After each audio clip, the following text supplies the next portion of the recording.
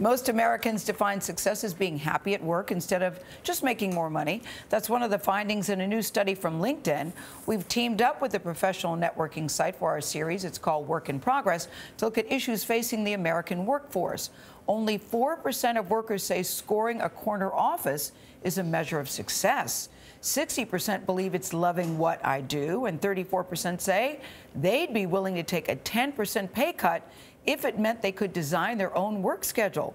Catherine Fisher is LinkedIn's career expert and joins us at the table. Good morning to you. Good morning. Thanks for having me. We're very glad you're here. I want to talk about the 10% pay cut because most people, under any circumstances, think I want to take a cut in pay. What does this mean? What do they want to do? What's fascinating is that we spend 90,000 hours over the course of our lifetime working. So that's half of your waking hours of working.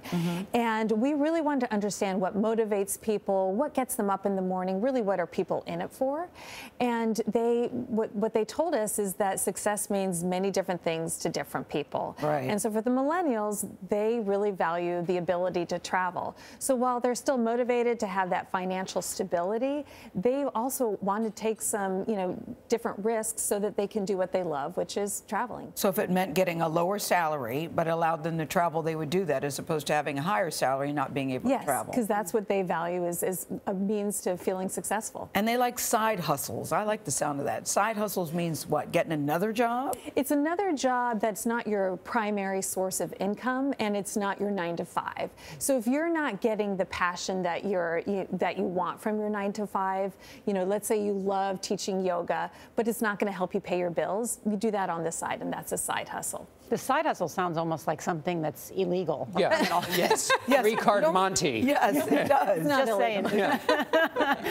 An extra job. I was thinking that too. But it's just, that sounds like moonlighting. Is that basically what we used to call moonlighting? Let me ask you this about the penchant for wanting to travel, but also the finding says that people have career FOMO, that stands for fear of missing out. So they want to travel, but they're worried about missing out. That sounds like very fretful travel. Yeah, and they're also not as interested in the flashy title. They'd rather get the skills that they need to be successful. So with technology changing so rapidly and the different jobs associated with that changing, I think there is a fear that if you're not up to date on your skills and you're not keeping yourself open up to opportunities, you may miss the next big thing. How did gender play it out different ways in the study?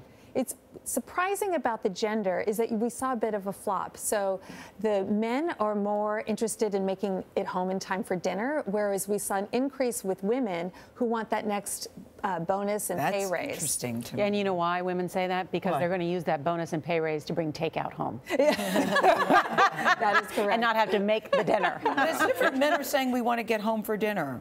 You would have thought that it would have been different. It was also interesting to see millennials have different ideas about the ages of success. I thought that was interesting, Catherine. How does that work? Yeah, I think that as us older people know that your career. What's evolves. older people? Careful, Catherine. Careful. John's at the table. What's older people?